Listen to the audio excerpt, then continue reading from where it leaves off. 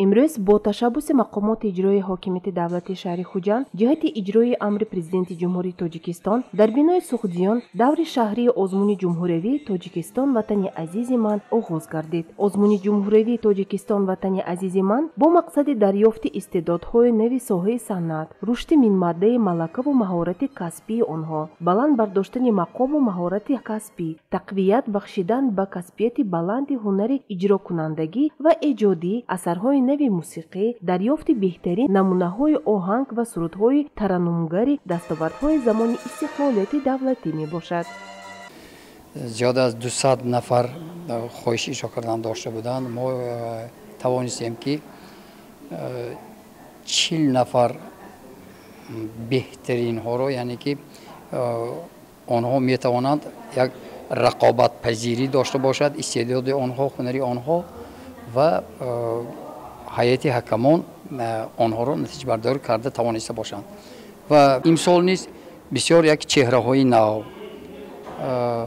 آنها اشتراک دارند که در حقیقت یک استعداد خیلی خوب دارند، هنری هم سرایندگی هم نوازندگی فوق العاده دارند، یعنی که آنها می توانند به زینه‌های بلند، یعنی که سزاوار گردیده باشند. در آزمون کمپوزیتوران، سرایندگان، نوازندگان، تئاترهای خلقی، گروه‌های هنری نزد شعبه فرهنگ، شعبه و بخش‌های فرهنگی شهر، مؤسسه‌های تعلیمی ساحه فرهنگ و صنعت، سراینده‌های صنعت دوست، انسامبل‌های اویلوی، شخصی و استعدادهای الهیده اشتراک کرده اثرهایشان را در شکل یکه و گروهی پیشنهاد می‌نمایند. آزمون بهر ترغیب صنعت اصیل، باز هم غنی‌تر گردانیدن فضای معنوی جامعه معاصر و تحکیم عنصر دنیوی فرهنگی ملی تاجیک در 3 دوره گذرانیده می‌شود.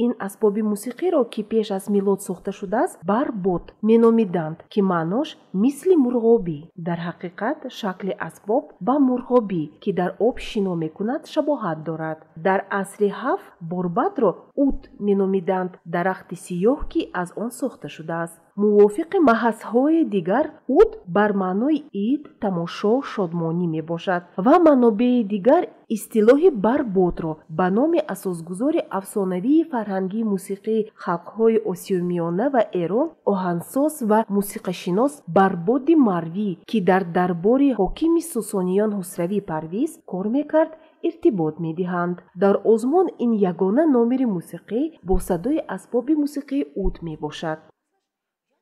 این اسباب موسیقی نمودی پیشتر میگویند، این پیشتر رود بود، بعد حاضره و اوت شدگی، به اون بدل گشتگی. این اسباب پیشتر بربط مینواخت، بربط مروزی، رودکی نواختگی دورهای پیش. اکنون حاضر نو برقرار کردیم. این حال شاگرد عزیزم در نومیناسی عنعنوی اشتراک میکنند. اولش اینکه اودی ما 12 تار دارد. گریف میگه یعنی که دستش کوتاه میباشد، همسونه پرده ندارد.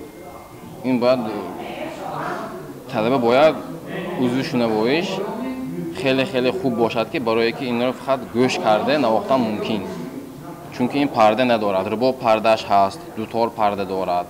این به مانند غیجک اسکریپ که پرده ندارد. برای همین آدمی که مثال این رو می نوازد، اگر میگویم که سلوخ عضو شنواییش اگر خوب نباشد، اگر برای این نواختن مشکلی میباید.